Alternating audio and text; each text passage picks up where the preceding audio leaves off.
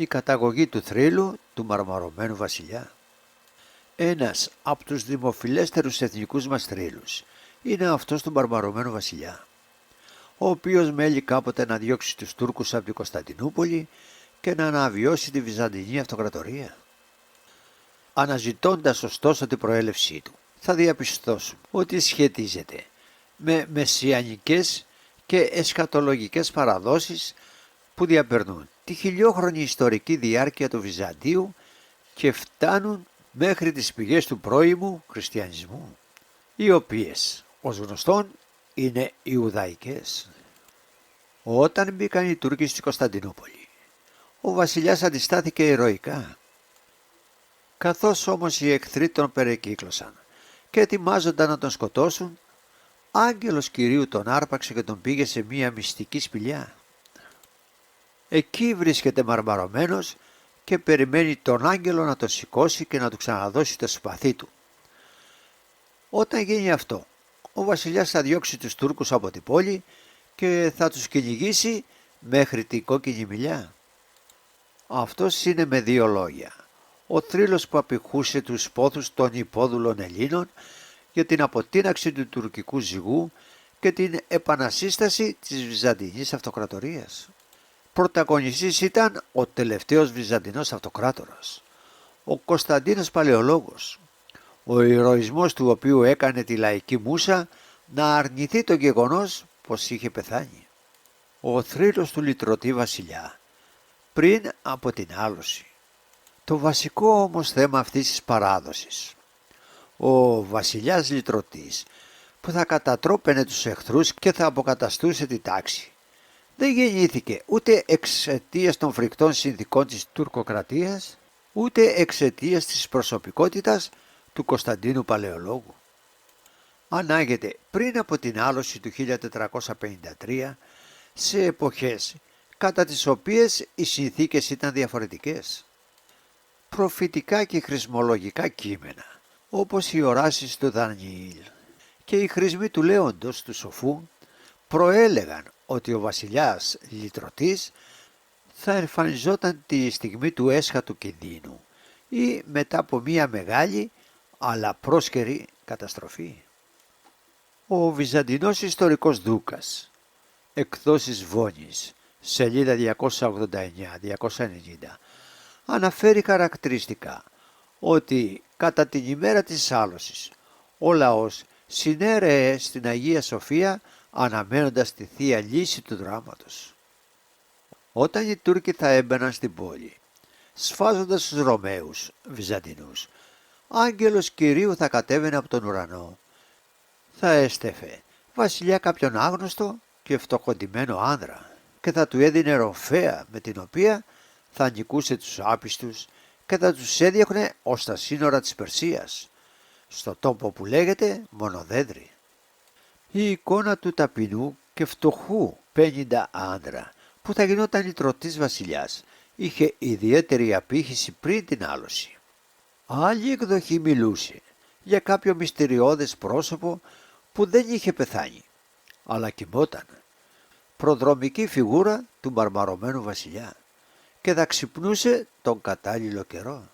Σε ορισμένες παραλλαγές είχε το όνομα Ιωάννης, γεγονός που κάνει κάποιους σημερινούς θειασότες των προφητιών να τον ταυτίζουν με τον Ιωάννη Γάμα Βαντατζή, έναν από τους ικανότερους Βυζαντινούς αυτοκράτορες, ο οποίος έδρασε κατά την εποχή της λατινικής κατάκτησης της Κωνσταντινούπολης το 1204-1261. Οι περισσότεροι όμως συμφωνούσαν σε ένα σημείο. Μετά την εξουδετερώση των Ισμαηλιτών Τούρκων θα ακολουθούσε μια περίοδο γενικής ευημερίας. Κατόπιν ο βασιλιάς θα παρέδιδε το στέμμα του στο Θεό και τότε ακριβώς θα εμφανιζόταν ο Αντίχριστος. Πώς συνδέεται όμως ο θρύλος του λυτρωτή βασιλιά με τη χριστιανική παράδοση για τον Αντίχριστο και το τέλος του κόσμου? Ο τελευταίος αυτοκράτορας των Ρωμαίων. Μετά την αποκάλυψη του Ιωάννη, το προφητικό βιβλίο που άσκησε τη μεγαλύτερη επιρροή τόσο στη Βυζαντινή όσο και στη δυτική εσχατολογική παράδοση ήταν η Αποκάλυψη του Μεθόδιου πατάρων. Αν και αποδόθηκε ψευδεπίγραφα στο ομώνυμο οσιομάρτυρα του 4ου αιώνα, η προφητεία γράφτηκε στα τέλη του 7ου αιώνα. Όταν οι Άραβες είχαν κατακτήσει τις βυζαντινές επαρχίες της Παλαιστίνης, της Συρίας και της Αιγύπτου και είχαν υποδουλώσει τους ντόπιους χριστιανούς. Ο ψευδομεθόδιος λοιπόν, ο οποίος άνοικε σε μια χριστιανική κοινότητα της περιοχής της Μεσοποταμίας, προσδοκούσε την ελεήση ενός λυτρωτή που θα αναχαιτούσε την αραβαϊκή λέλαπα. Αυτός δεν μπορούσε να ήταν άλλος από τον Ρωμαίο Βυζαντινό Αυτοκράτορα. Σε μεταγενέστερες εποχές η προφητεία κυκλοφόρησε σε πολλές παραλλαγές και δέχτηκε αλλοιώσεις. Η αρχική της όμως εκδοχή έλεγε τα εξής: οι Ισμαηλίτες γεμάτοι έπαρση θα ισχυριστούν ότι δεν υπάρχει κανένας σωτήρας για τους χριστιανούς. Τότε ξαφνικά θα σηκωθεί και θα επιτεθεί εναντίον τους με μεγάλο θυμό ένας βασιλιάς των Ρωμαίων, ο οποίος θα ξυπνήσει όπως ο άνθρωπος και θα έχει ξεμεθύσει από το κρασί και θεωρούταν νεκρός, όσοι νεκρός και χωρίς αξία. Ας σταθούμε λίγο στην περιγραφή της εμφάνισης του Αυτοκράτορα. Πρόκειται για αντιγραφή των στίχων από τους ψαλμούς του Δαβίδ και εξεγέρθη ως ο υπνών Κύριος, ως δυνατός και αρκεπαλικός εξήνου και απέταξε τους εχθρούς αυτού. 77,65 Παύλα 66. Με την προσθήκη ότι θεωρούταν σαν να ήταν νεκρός, δηλαδή υπερβολικά αδύναμος.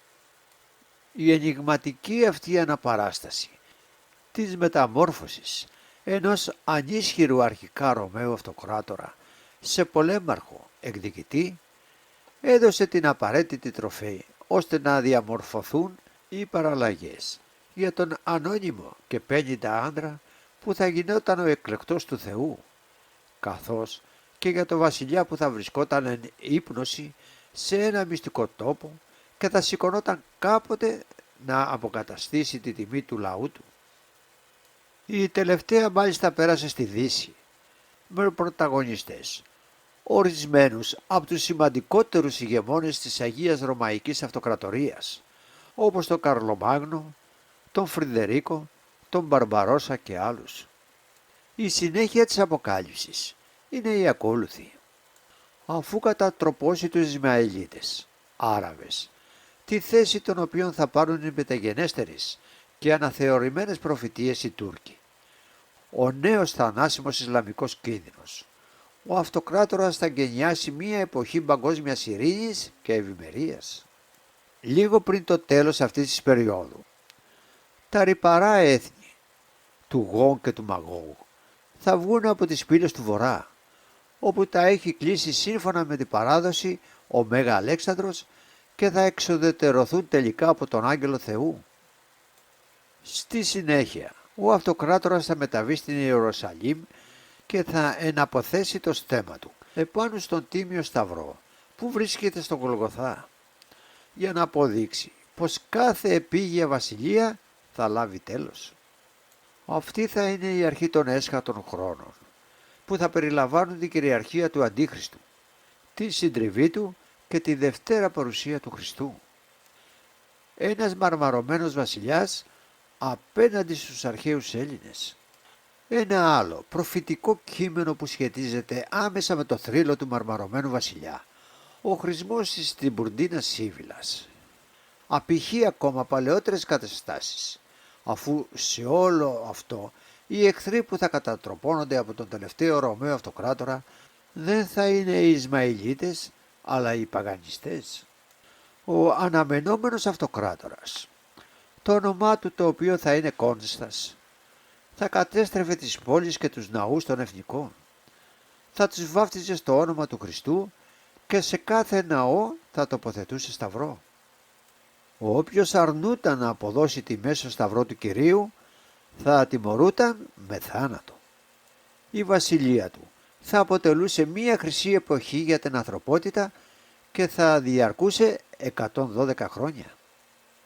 Κατά τις έσχατες μέρες, Ο αυτοκράτορας θα νικούσε τους λαούς του Γόγ και του Μαγόγ, θα πήγαινε στην Ιερουσαλήμ, όπου θα παρέδιδε τη βασιλεία του στο Θεό, και τότε θα ξεκινούσε η εποχή του Αντίχριστου. Ο Μεσσίας των Ιουδαίων. Οι βυζαντινές λοιπόν αποκαλύψεις δεν ενδιαφέρονταν μόνο για τη Δευτέρα Παρουσία και για την ουράνια βασιλεία. Ανησυχούσαν παράλληλα για τη τύχη της αυτοκρατορίας και ανέμεναν έναν ηγεμόνα, ο οποίος θα νικούσε οριστικά τους εχθρούς που την απειλούσαν και θα έφερνε μία χρυσή εποχή επί της γης, λίγο πριν το τέλος του κόσμου. Με λίγα λόγια, ανέμεναν ένα κοσμικό Μεσσία πριν τη Δευτέρα Παρουσία του πνευματικού Μεσσία Χριστού. Η προέλευση αυτής της δοξασίας εντοπίζεται στις Ιουδαϊκές ρίζες του χριστιανισμού. Συγκεκριμένα στην ύστερη Ιουδαϊκή φιλολογία παρατηρούνται έντονοι διαξυφισμοί σχετικά με τη μορφή του Μεσσία, καθώς άλλες πηγές τον παρουσιάζουν σαν κοσμικό ηγέτη και λυτρωτή του εβραϊκού έθνους και άλλες σαν υπερβατικό λυτρωτή όλης της ανθρωπότητας. Ορισμένοι συγγραφείς απόκριφων κειμένων, Έσδρας Δέλτα και Βαρούχ Β, συνδυάζοντας τις δύο εκδοχές, προφήτευαν αρχικά την έλευση ενός εθνικού Μεσσία που θα κατατρόπωνε τους εχθρούς και θα εγγενίαζε μια χρυσή εποχή για το Ισραήλ. Η τελική μάχη θα δινόταν με τους Γόγ και Μαγόγ και θα επακολουθούσε η παγκόσμια βασιλεία του Γιάχβε. Ο χριστιανισμός υιοθέτησε εξ αρχής την εκδοχή του Μεσσία ως υπερβατικού σωτήρα όλης της ανθρωπότητας, δημιουργώντας παράλληλα και ένα τελικό εχθρό που έπρεπε να νικήσει ο Χριστός, ώστε να εγκαινιάσει την εποχή της ουράνιας βασιλείας. Κάποιοι χριστιανικοί κύκλοι, ωστόσο, δεν μπορούν να αποκοπούν από την παράδοση για την επίγεια βασιλεία ενός κοσμικού Μεσσία.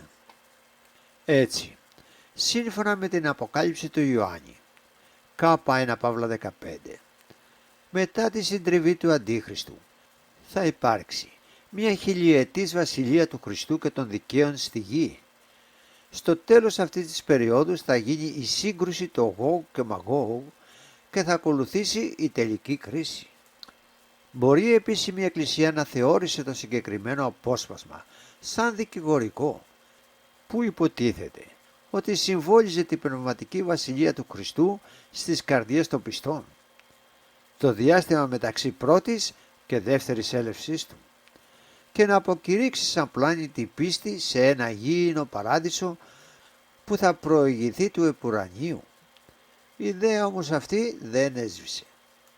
Η μεταστροφή του Μεγάλου Κωνσταντίνου και η καθιέρωση του χριστιανισμού ως επίσημη θρησκεία συνετέλεσαν ώστε η Ρωμαϊκή Αυτοκρατορία να θεωρηθεί σαν προστάτης των χριστιανών, σαν το 40ο και τελευταίο βασίλειο του οράματος του προφήτη Δανιήλ, που έμελε να διαρκήσει μέχρι τις έσχατες μέρες. Στο πλαίσιο αυτό η μορφή του μελλοντικού τελευταίου αυτοκράτορα των Ρωμαίων, με τον οποίο θα τερμάτιζε κάθε επίγεια βασιλεία, μυθοποιήθηκε και έλαβε τα χαρακτηριστικά του κοσμικού Μεσσία της Ιουδαϊκής και πρωτοχριστιανικής παράδοσης. Με το πέρασμα των αιώνων και συνεχώς μετασχηματιζόμενος, ώστε να ανταποκρίνεται στις συνθήκες της εκάστοτε εποχής, ο μύθος αυτός διατήρησε τη θρησκευτική του απόχρωση που αντανακλάται από την προσδοκία για την αναλαμπή της Ορθοδοξίας, αποκτώντας παράλληλα εκ νέου εθνική σημασία, όπως φαίνεται από την νεοελληνική παράδοση για τον μαρμαρωμένο βασιλιά.